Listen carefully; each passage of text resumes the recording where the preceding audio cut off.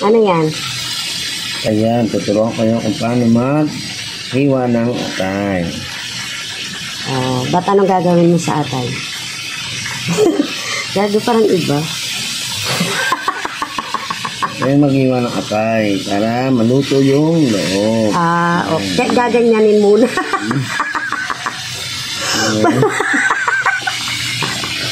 Tapos, nahiwa na. Gaganyan.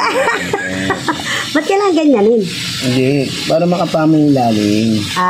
Para hindi mabutas yung Tapos, loob. yung dito, kailangan may ganito yung dito.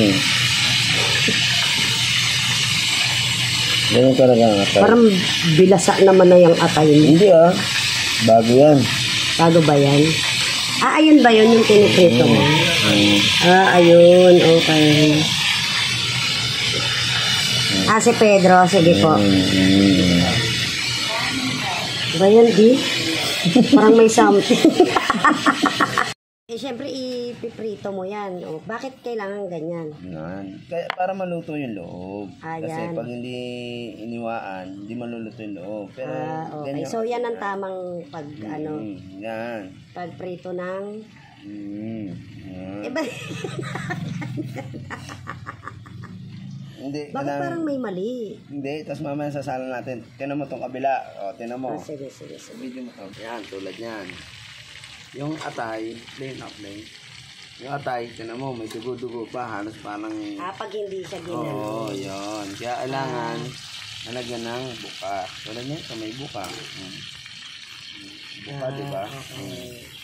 Yan. Kaya kailangan hiwaan mo ng ganito. Okay. Balik mo ng ganyan ang hiwa. Yan. Hindi ba lalamasin ng asin yan? Ganyan lang siya. Lalagyan ng asin, siyempre. Wait lang. Lalagyan ng asin. Ngayon, prito na yan. Parang tatlo yung ano niya. Yan, prito na. Okay na? Yes. Natutuhan nyo Okay. Ayan, ang tamang pagluto ng atay. Sabi ni Chef Jason.